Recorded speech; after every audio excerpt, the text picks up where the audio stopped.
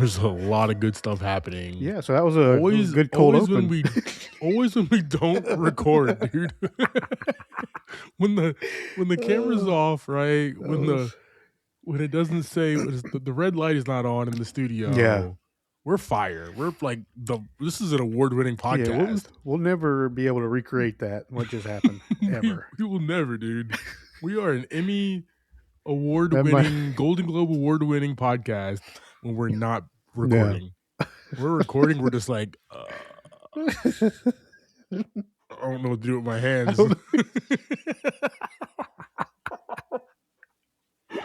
Exactly. That's awesome. Oh, dude. Well, how's your weekend, man? How was your weekend? It's Monday. It's Martin Luther King Jr. Day, Milk Jr. Day. So my all those celebrating that, awesome. I had the day off. Okay. Javier, I believe he worked. I did. I started out my my MLK day by having to crawl through the back of my Explorer to kick my frozen door open. Whoa. Yeah.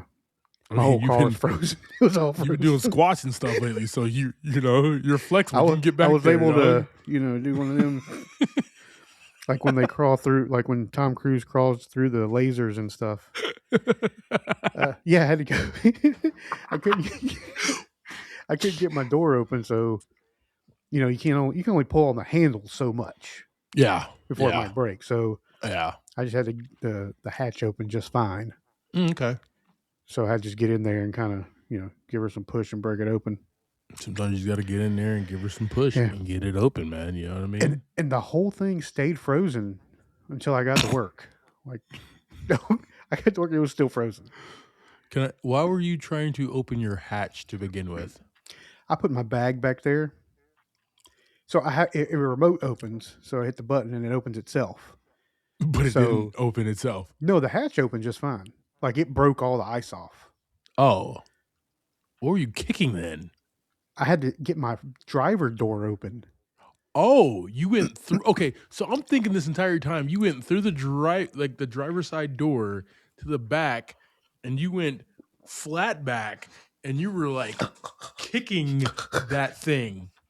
I didn't really have to like both feet. That's what I was thinking this entire time. You were like, mother, gotta get to.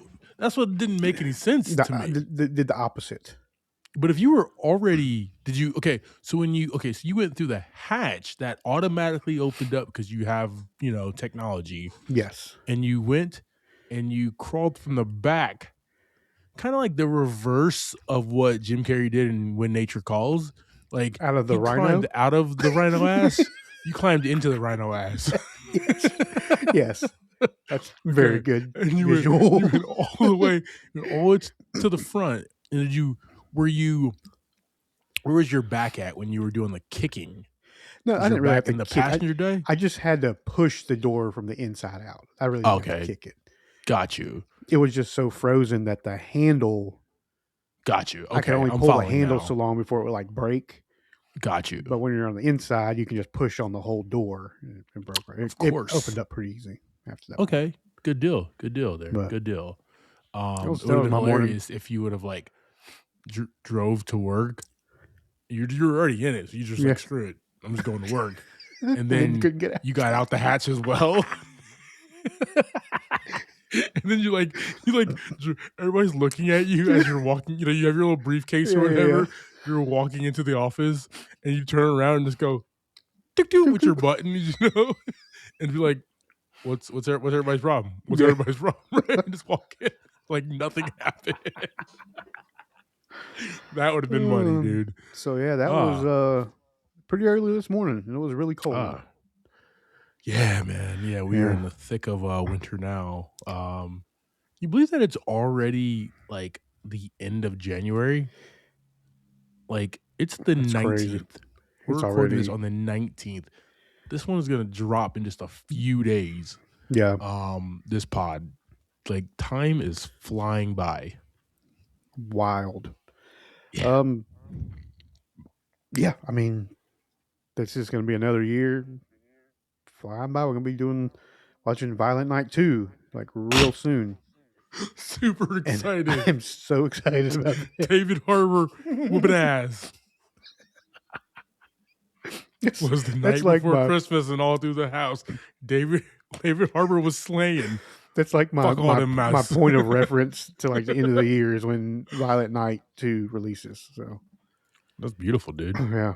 I mean, mine's like start counting the days down. Mine's like Avengers Doomsday, but whatever.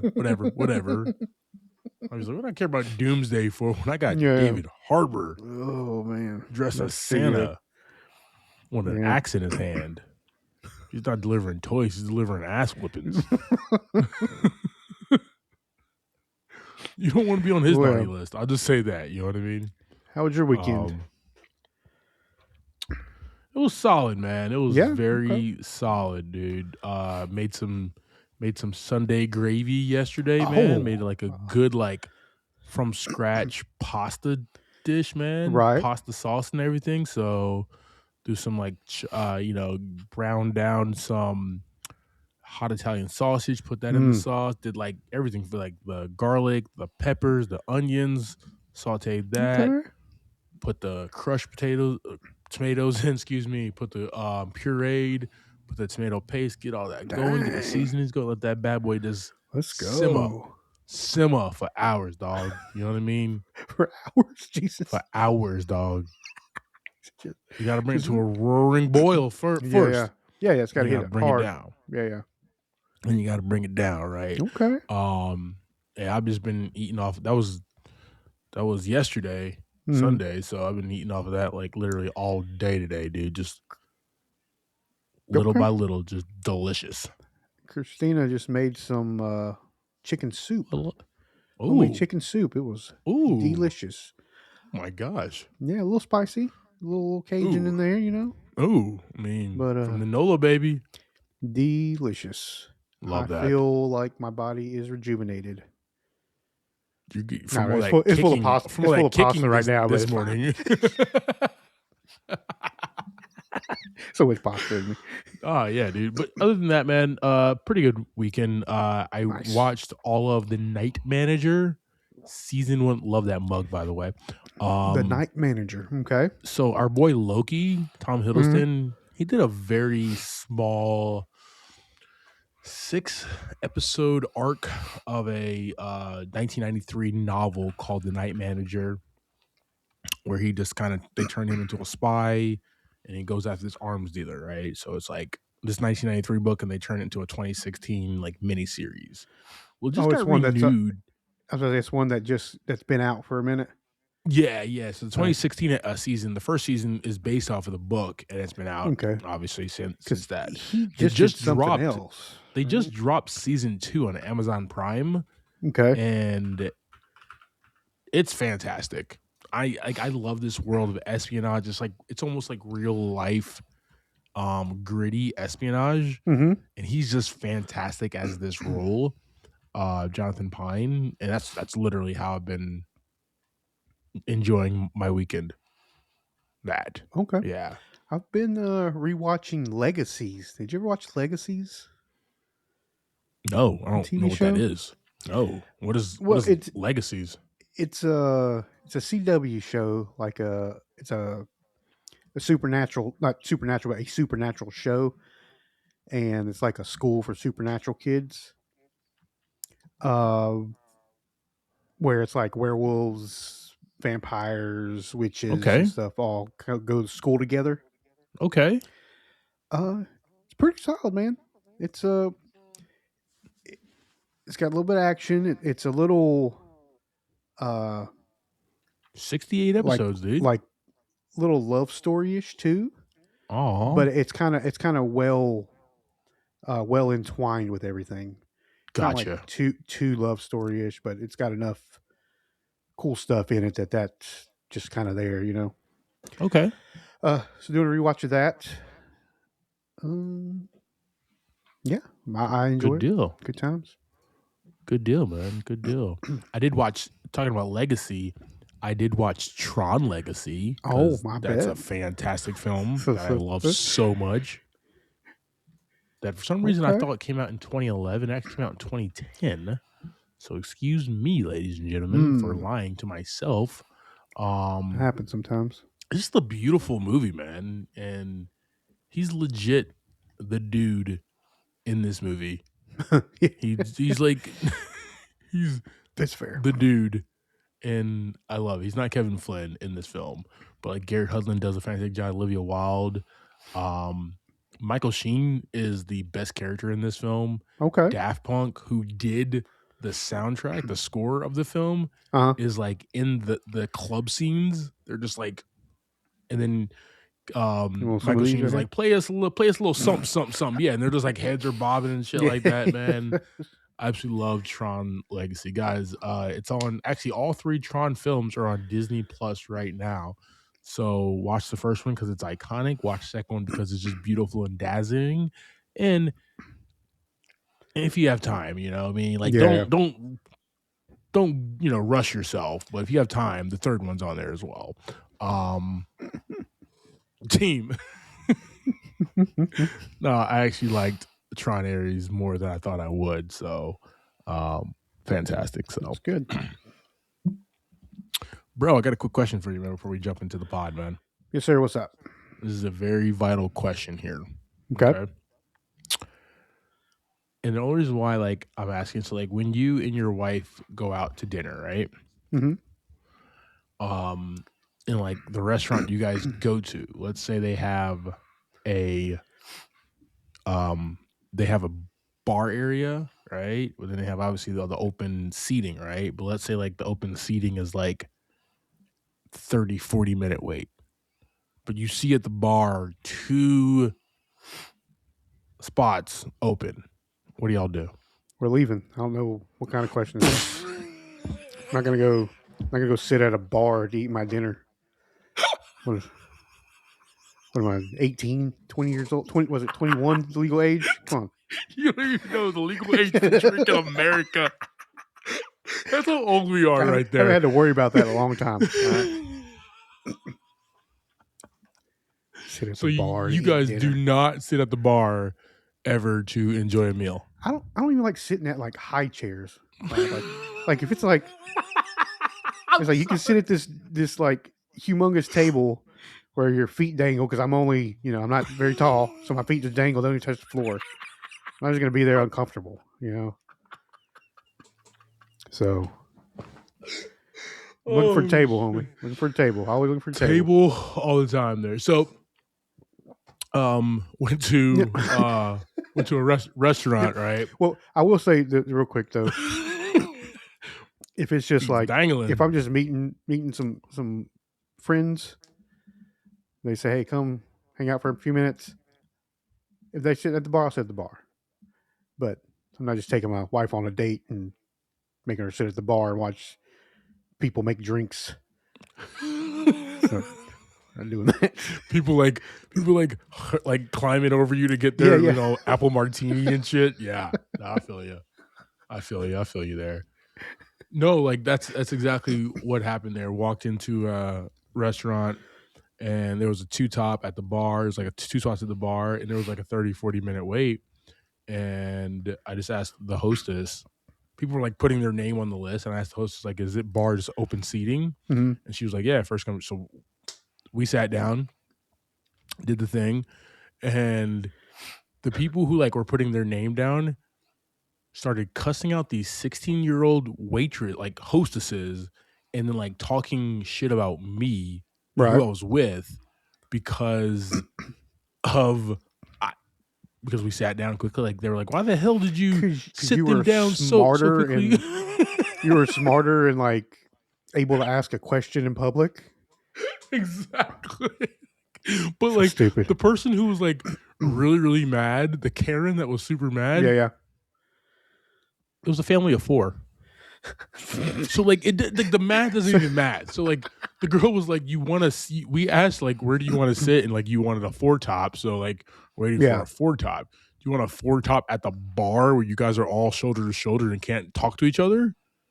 Is what the girl asked, and she was like, "That's not the point. You didn't even offer it to me. You offered it to those assholes." And I'm like, I didn't turn around, but I'm like, all right, I'm being called an asshole right now because I'm smarter. You know what I mean? For me, I'm always trying to sit at the bar. That's where the drinks are super fast. I know you're not much of a drinker. That's where the drinks are super fast. Typically, there's a sports game on. You know what I mean? And my food comes out super quickly. Sports, Clyde? I'm not watching sports. Everything you're saying like has. That's why I don't sit there because it's like nothing that I enjoy at all. Not your vibe at all. not one bit. I'm sitting there with my feet dangling, watching some lady make drinks. And that's the pod title, right? Feet dangling is the pod title. Write that down. Whoever produces this pod, write that shit down, okay?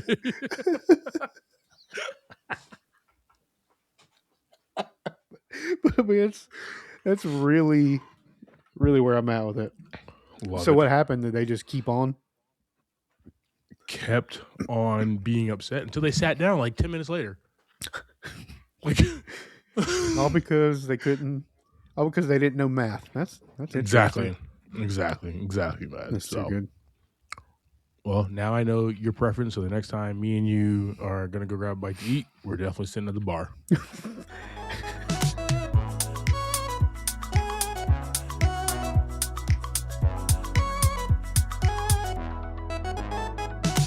Welcome to this episode of Movie in a Pod. I'm Clyde Smith. And I am Javier Villalobos. On this week's episode, we're discussing the trailers for The Strangers Chapter 3, Protector, and our movie of the week, The Rip. And feet be dangling, guys.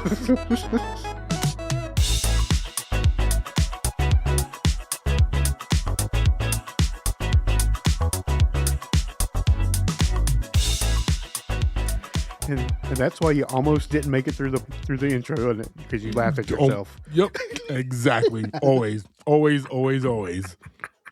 messing up around here. Team, hope you guys are having a fantastic week here. We got the conclusion of the Strangers 3 Peach movie thing or whatever that's happening. I haven't even caught the second one yet, but the third one's about to drop, and we got the trailer for it here. Okay. We got a new Mila Djokovic movie. She looks like she's a protector because that's the name of the film. So I feel like there's going to be action in this, some adventure, tracks, maybe some blood spillage. You know what I mean? Who knows, team? We got the trailers here. We're going to review them. You can check out our full pod on our YouTube page by clicking that link tree in the show notes. You can also check us out on the IG, the TikTok, and all that other fun stuff, team. Nice. Like always, share and subscribe, and we appreciate the support always.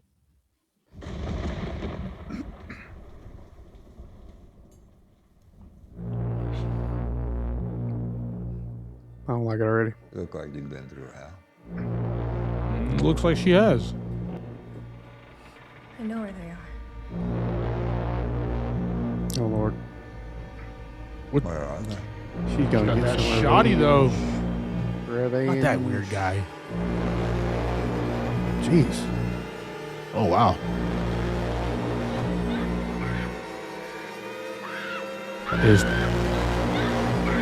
Is Tamra home? See you soon. Oh, Jesus. That escalated really quickly.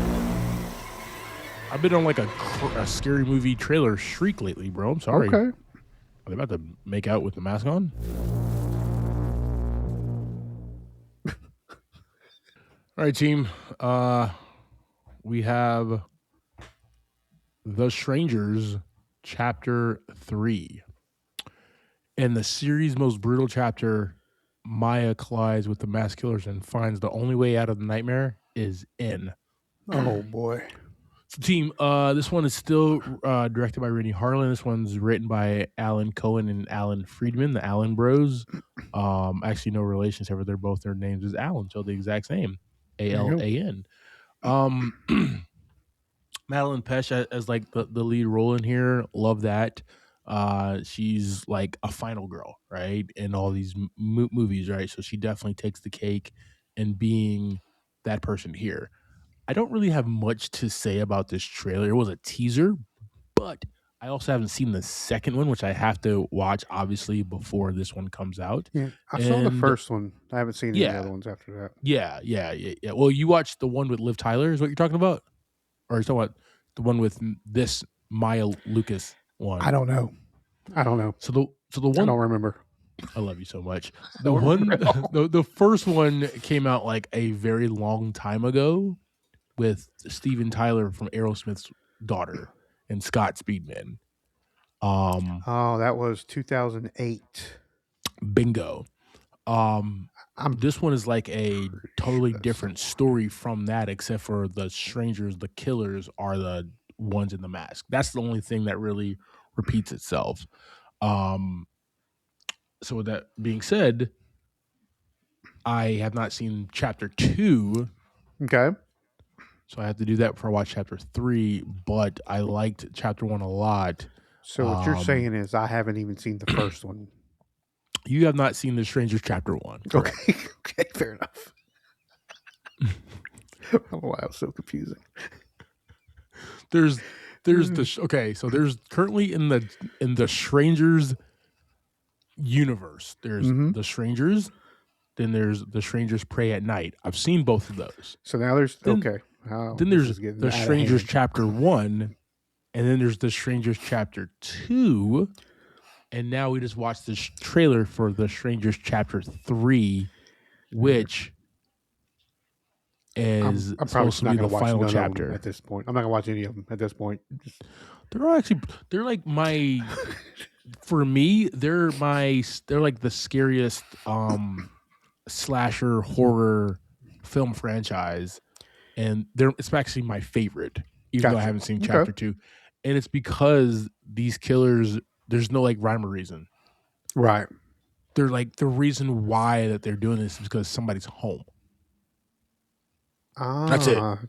There's no like backstory like in Thanksgiving and how like on the last Thanksgiving I dress up as a Thanksgiving guy and kill people on Thanksgiving now because you killed my wife at the supermarket store, on Black Friday or whatever. Or all these that sounded like a weird, very specific movie. It's called Thanksgiving, yes. I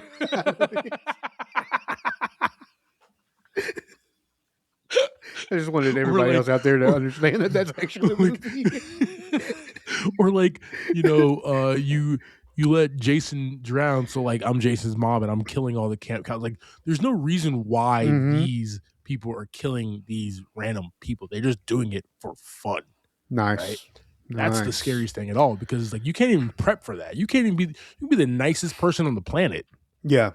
And you still getting a knife in your gut. You know what I mean? That's why these are just because like you're chilling on a Friday night.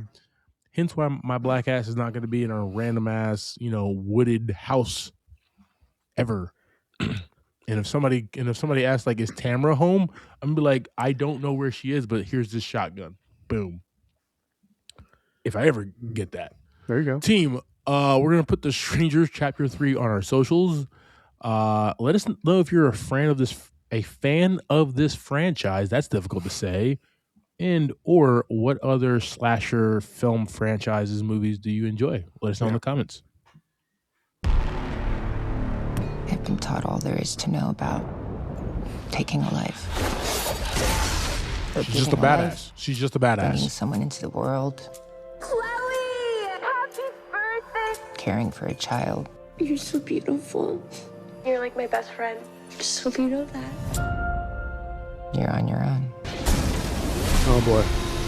Magenta Light Studios. And any disappearance, especially that of a child. Oh shit. This is about to be a Taken situation? You have just 72 Oh god.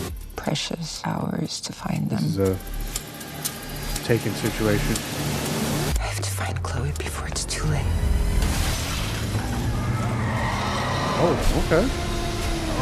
Two movies in February we gotta watch? Okay. What she's capable of. That woman has killed 13 There's a certain people. set of skills.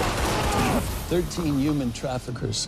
Who is she? A mother looking for a child that was abducted. I want this woman found, and I want her dead. Look how badass she is. Okay. Nikki is a force of nature. Was that Papa? I think that was Papa Papa. right there. Kathy Modine, baby. Oh, good God. Been beaten with a... Good God, a skateboard? I think you're supposed to just retire from being a bad guy and get beat in the face with a skateboard. I'm not in charge. I can never get to him. You gotta turn in your bad guy badge. I don't need your help. Let's go. I'm coming for you. All right. I hear you. My man got beat with a skateboard. And then she like picked it up. She flipped it. She kick flipped it up. Yeah. Caught it. In the same motion, my man lost like 7 teeth, dude. 7 teeth. He has to retire team, now. You got to go to your boss. It's like you're the lead henchman. You got to go to your boss and be like, dude, I give up. Yeah, I can't do this anymore, dude. I already applied to go work at Harris Teeter, Kroger, whatever. I'm gonna be a skateboard. Yeah, boss. I can't do this anymore, man. Embarrassing. You guys also don't have insurance, right? I don't have dental for this, dude. Like, what am I supposed to do? Nope. Team, we have a protector. Former war hero Nikki's peaceful life is shattered when her daughter is kidnapped. Thrust into the criminal underworld while hunted by cops and military, she must fight to rescue her child. Directed by Adrian Grunberg, written by Bong Seom-mun. No clue. Nice. Matthew Modine, Mila Djokovic, DB Sweeney, Don Harvey, and a bunch of other people as well. JV, this is the female Taken. Yeah. Well, we all know she's an action star. I mean, she does a lot of things where she really holds her own as an action star, and we have Keep seen pulling some up for it. Yeah, I mean, we're still there. We're gonna go watch it. Like we were talking about Monster Hunter just a while ago. Like, I remember watching it. You know, wasn't the best thing she's ever done. No. But it was fun to see her, like, as a whole, not the best movie ever, but her in that role was still pretty awesome. Yes. But to see her not in a fictional world, we're actually gonna see a real thing here. We're doing some fighting, we're doing some undercover work, all kinds of crazy stuff. Yeah, super excited. Can't wait to see this one. It seems like she did a character arc on Married with Children as well, Mila Djokovic. Really? Yeah. Maybe she's 5'9". She's super tall. So like obviously Dave Faustino's like super short. And so they probably played off that. I might try to go find those episodes. Anyway, anyway, guys. The Protector looks fun. It's a February drop. You know, these like early year drops is where studios just like put movies, be like, yeah, it was made. Here you go, right? Yeah, This is not like a summer blockbuster or like an awards season, that October through December slate that it is now. Well, they throw these things out here. That's why like the Strangers Chapter 3 and this is out there, because we'll see if it makes any money. But like this looks fun. It looks like she's gonna whoop a lot of ass. This is a movie that I would like pull up to go see. Definitely a date night movie. You know, I want to get popcorn and hold somebody's hand while watching this film. My hand's probably getting squeezed the entire time, but you know, whatever. Okay. And Javi, what is your favorite Mila Djokovic film? Putting you on the spot, it's bro. probably somewhere in the Resident Evil lineup. Which one did she? Did 19, and that's fine because they were all fun. Actually, I take that back. They were all fun, but they weren't all. There were some that were the best. I am always partial to our originals. You do like the originals. Usually just because we just have a solid, grounded movie. I agree. And a lot of that is because they don't have the big budget that they have when they go to 2, 3, and 4. Mm-hmm. So they're just making it work. But I mean, the first one's solid, man. I mean, it kicked off a franchise for her, and you know, they all were fun. Don't get me wrong, especially Mike Epps. I mean, when he entered, it was just, you know, Mike Epps in a film, dude. 1997. She plays the Fifth Element in the movie The Oh, yeah. Fifth Element, Lilu, opposite the man, the myth, the living legend, Bruce Willis, and like that was just my favorite of her films. She's been good in a lot of films, don't get me wrong, Yeah. including a lot of the Resident Evil franchise. I think the second one, Nemesis, is like my favorite, but Good time. yeah, her in the That's when Fifth Mike Element Epps is a showed fun up. time, and I've also.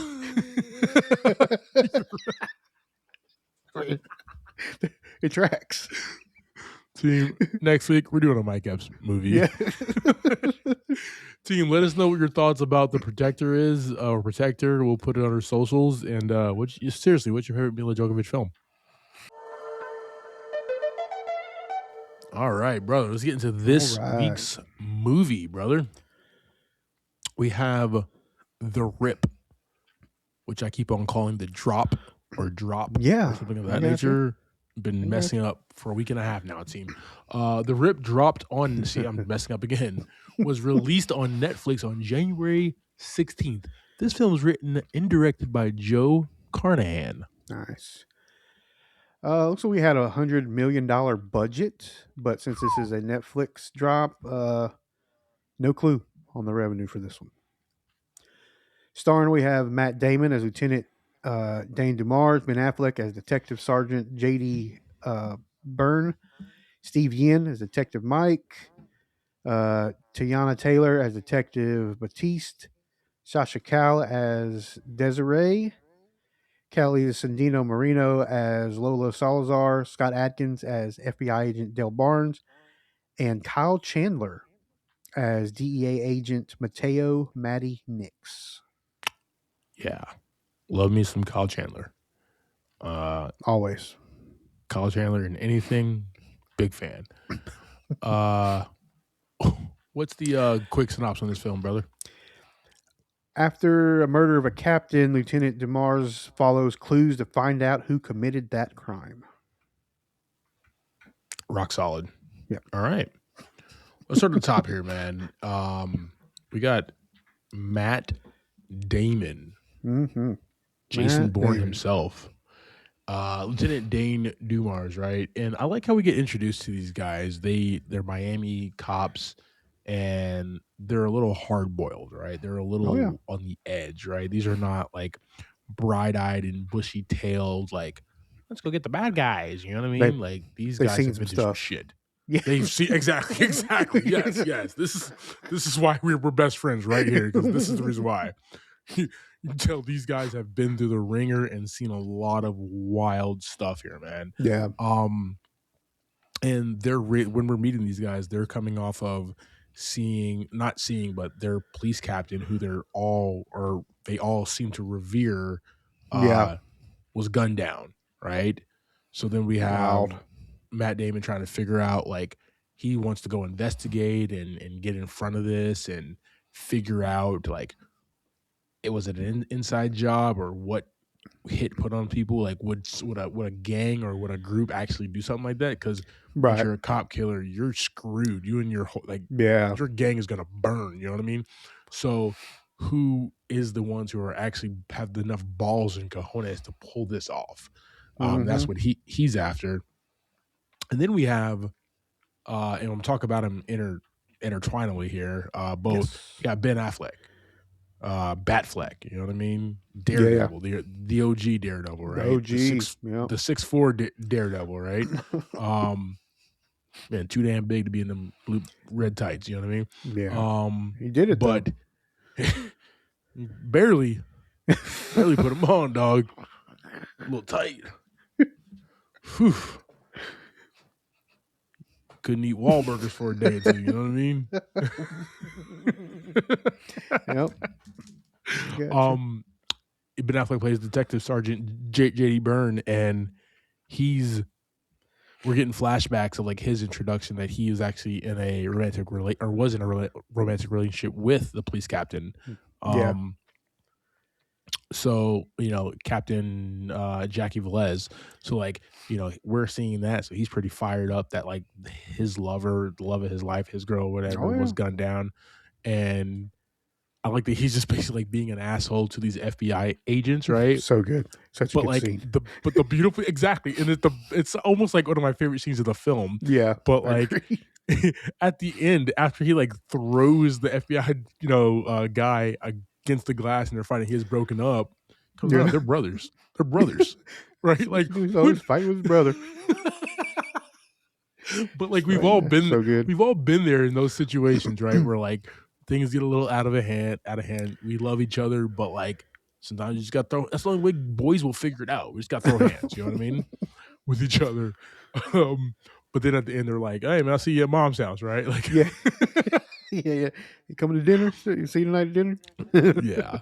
But I love how these two characters, our main characters, are introduced. That they're both wanting to figure out what the hell happened, but they're Yeah. coming at it from two different points, right? Matt Damon as Lieutenant is coming at it from more of a strategic, it's my duty, it's my job. Ben Affleck, Byrne is coming at it like, this is my girl. I'm trying to gun down whoever the hell pulled the trigger. You know what I mean? Like, Yeah. and just that equation starts us off at a fantastic footing on this film. Oh yeah. Loved it. And then they get called. They get a tip, right? This is such a cat and mouse game that I love it. So it's kind of hard to like even break it down. But Yeah. they get an anonymous tip for a rip.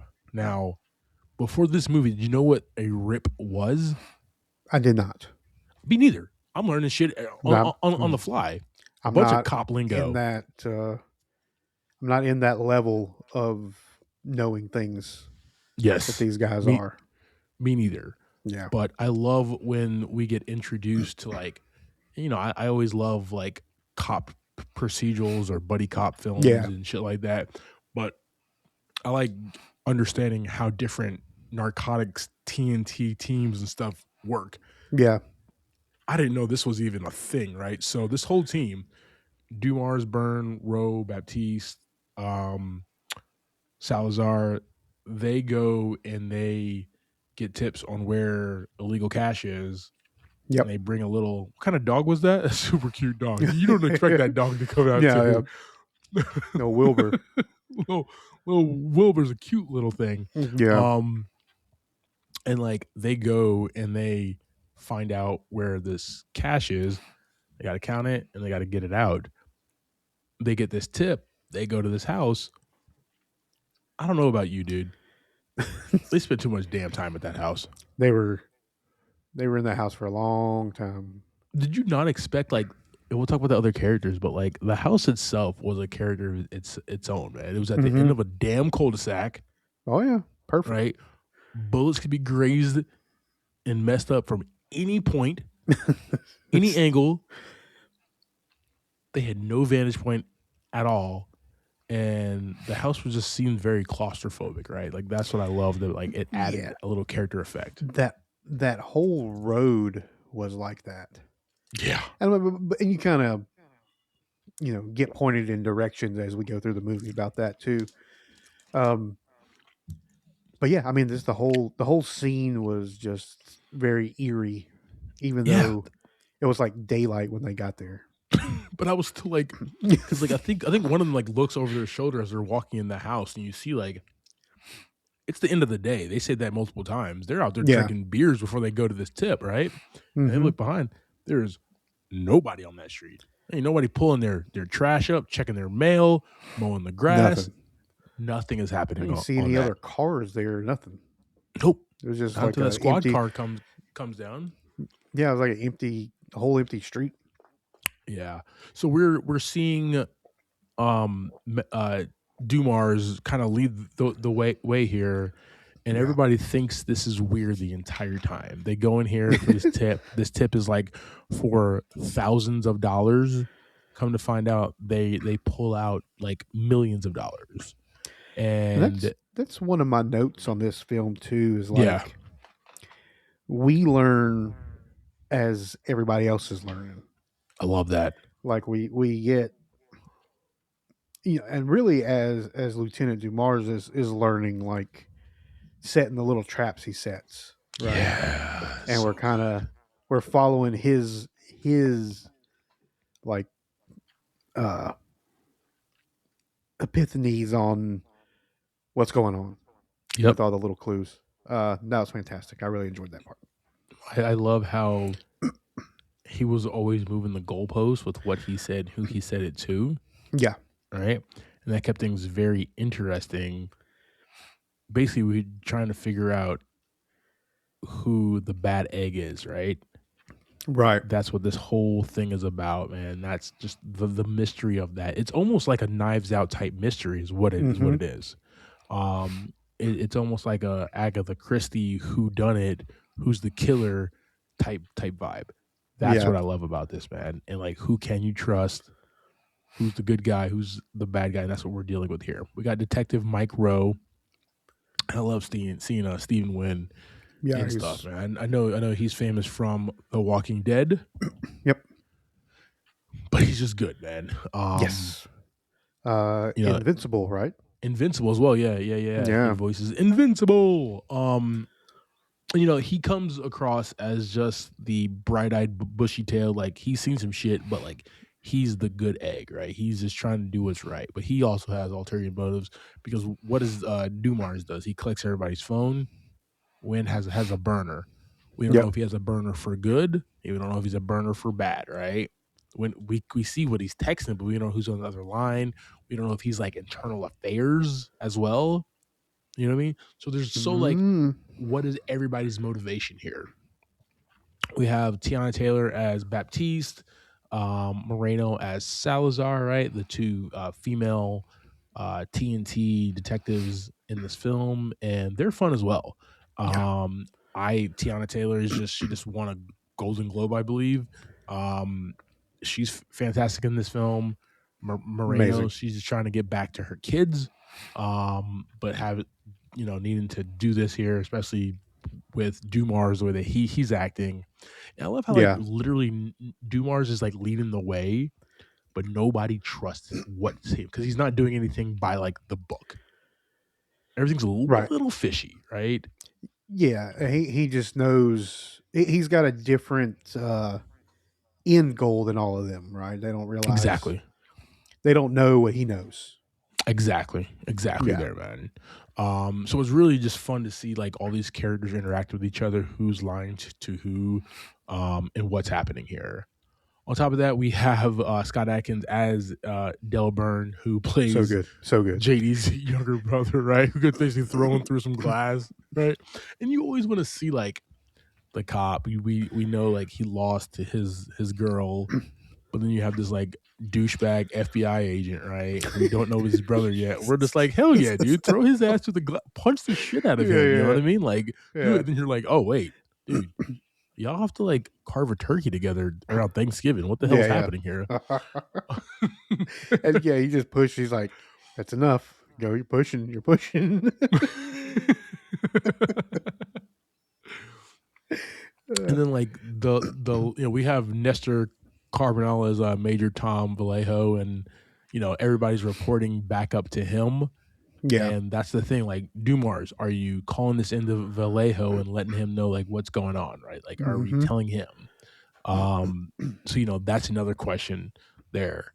But I think for me, man, my favorite character, as much as I love Dumars and Byrne, DEA agent Matty Nix, Kyle Chandler, he just steals the show, man. The way that he comes on the scene is like kind of an asshole, but also has like their respect.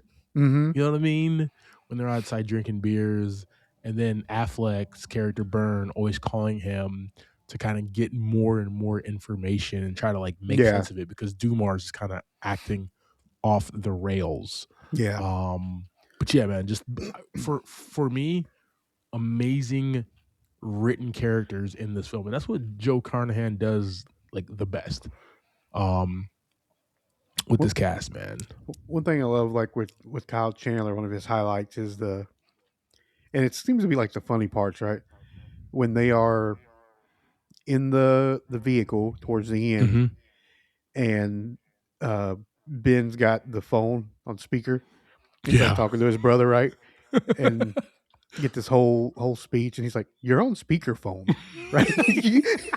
He's like, you realize I can hear everything. It's what speakerphone means. But didn't he tell? Didn't Nick tell him to put it on speakerphone? I don't. Yeah, I don't think, remember like- that part, but yeah, that was You're still on super speakerphone, fantastic. bro. Yeah. Because he was trying to weasel his way out of it. That's what he was trying to do. That is right. Because I watched it like Thursday, Friday, or whatever. And that's he was trying that's to, like a funny real moment too. That's what you're just like, damn. And he sounded like the damn coach. He sounded like Kyle Chandler, from Friday Night Lights. He still has that country ass accent, Yeah. that I love. But it was just like really fun having him in this film. And the turn that he took as well, because we don't know who the hell is who, man. It's like So good. and I love these type of films. So Dude, good. I like that it just filmed like Joe Carnahan filmed this. It was like dark and gritty, man. Very. It was just really good because we've gotten like the bright side of like a police department and what these cops and stuff do. We've seen movies like this, man, but this is like Training Day, right? This is basically any movie Joe Carnahan does is like fantastic and like dark and gritty and stuff like that, man. Right. I just really enjoy that vibe. Yeah, it's like when they're in that garage, right? They're counting all that money and stuff, and it's just it looks like a crime scene. Like it looks like something that's just pieced together. I mean, they're there with nothing, but then they have all this money they got to count. Yep. And it just looked like you would think it would look when you're just trying to make something happen, right? Setting up a little crime scene spot. I did listen to Ben and Matt on a couple other podcasts and just listen to them talk through this whole thing. And that kind of stuff was very, very specific, I think, to like the actual like law enforcement culture there. The way they do that, they count all the money on the scene. The way they did, the going into the house and doing all that stuff.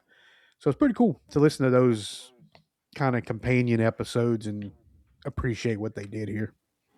Yeah, dude, I like that. You're right. I like that they go for realism, right? They go for exactly how these Miami narco TNT teams operate. TNT team. She literally said it's just TNT. It's not TNT team. So I messed up, and that was like, that was actually a really good line because I always said TNT teams, and she's like, it's just TNT. Yeah, it's not TNT. It's not already tactical narcotics team. You asshole. I'm like, damn. She got me there, yo. Yeah. Yep. But like, there's the realism of what they deal with and how they operate, down to the point where he was, after they counted the money, right? And he's like showing each of them his number and what their number is as well, right? And not saying it out loud. Like, those are the technical things these teams do to make sure that every dollar is accounted for. And we got to see that at the end of the film as well, man. Yeah. So it was just pieced together very well. I really enjoyed that aspect of this film, the realism. I will say, man, the music by Clinton Shorter. Never actually seen this guy work. Actually, I have it in a few films, just not many. I really liked it, dude. Okay. He kept it like, especially like the scenes when people were like outside the house by themselves, for like the conversations that were had, or when Matt Damon's character was like to Stephen Wynn, like, hey, go back to the house, right? And we don't know is he gonna like pull a gun on, like, there's just so many moments, right, where the music just gets really tense. When Matt Damon's Burns character is in the house and it kind of gets that shadow of the gun and then it flips to something else. Like, there's so many like Whiskey Tango Foxtrot moments that the music just accelerates in this film. So I really enjoyed that aspect from Clinton Shorter. So great job, my guy. Yeah, the same. Like, I didn't really think about the music, but it did lead you to where you needed to be. And that makes a good score for me, anyways. 1000% agree there, man. I do have a theme here. Okay, what we got?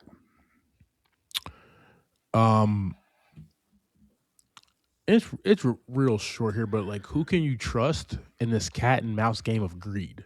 At the end of the day, it's about money, right? Yeah. These people are cops. We know they talk about it a lot in this film.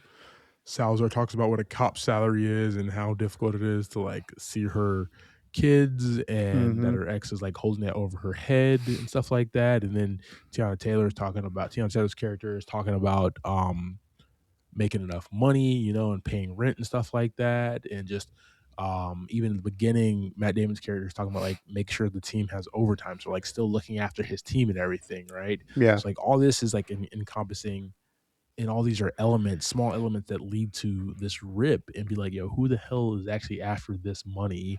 At one point in time, we do think it's Matt Damon's character, right? At one point in time, we do think it's literally everybody on screen, because we just don't know until that third act breaks out, man. And that is just fun.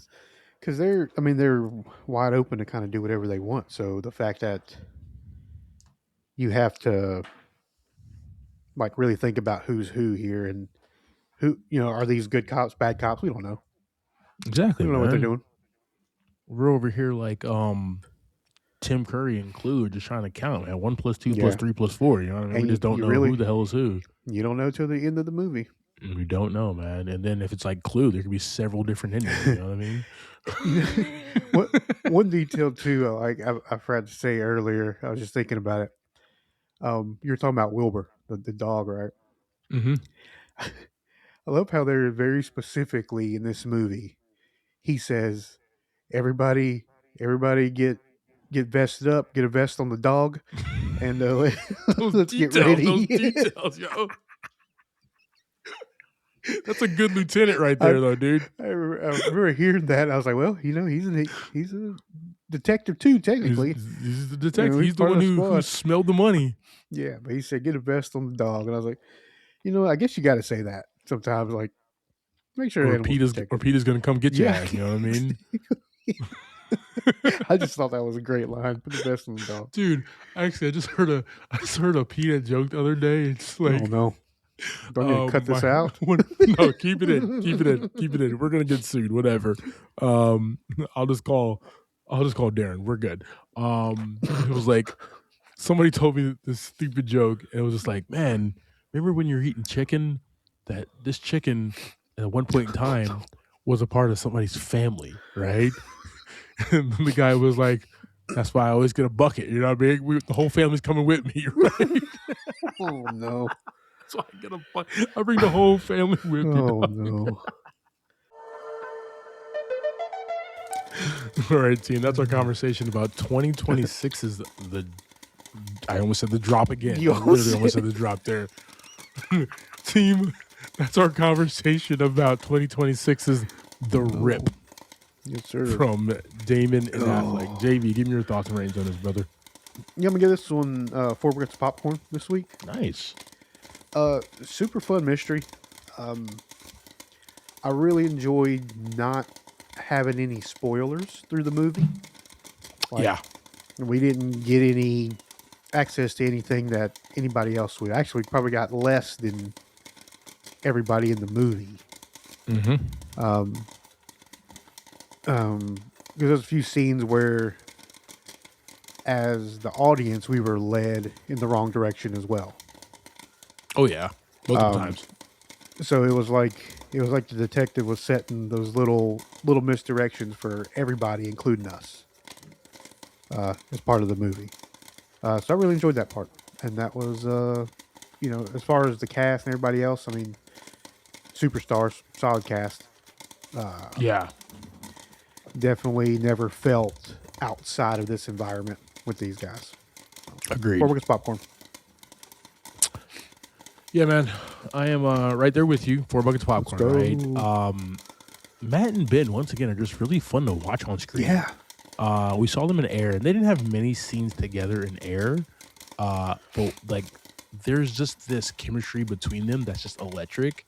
Where it's almost not even, I mean, we're not Matt Damon and Ben Affleck, but just like you and I, how it's just seamless when we're together and when we're, you know, doing bits and just acting the way that we do. It's absolutely no work. it's no work at all, right? Once you know somebody, you kind of know like where you can push. Exactly. You know what you can say, and you know what you can get away with. Exactly. You know what I'm exactly. and these guys, I mean, in this movie, they went from being just friends to fighting each other, and it was just some beautiful scenes together. Yeah, man, I really enjoyed that. But like, just the stellar cast all the way around, man. Like a dark, gritty, cop noir type film where you really don't know who the hell is up to no good and who the hell is really after this money. And I love that it's not really a why, right? A why did you do it? It's greed, bro. Like, shut up. We don't need to even write pages about why'd I do this, dog. It was just money from the get-go. You're on a cop salary, bro. Say less. We all know it, right? But yeah, man, just a really fun roller coaster ride where it was just a lot of, like you said, a lot of good dialogue, those first 2 acts. And then they bring it all together in that 3rd act, man. It's almost breakneck speed, right? Going after like the 2 baddies that are actually like the ones who did it, man. Yeah. Up until the end. Yeah, I had a fantastic time with this, man. 4 buckets of popcorn. Same. This has a bunch of rewatchability to make sure like I caught everything. Right. Especially like when Matt Damon is like bringing home exactly how he laid these traps, right? I'm like, oh shit, So I missed good. that. I need to come back So and like watch good. that again. You know what I mean? So Yeah. definitely be giving this a rewatch, man. 4 buckets of popcorn. A good start to 2026 too. Let's so go. for films. Thank you for subscribing to this week's episode, talking through The Rip. Next week, we'll be discussing the Chris Pratt, Rebecca Ferguson thriller, Mercy. This will be showing in a theater near you. Like always, team, I am Clyde Smith. You can find me across all socials. I am Clyde D. Smith. I am Javier Villalobos. You can find me across all socials at Mr. J8200. Thanks, guys. Appreciate it.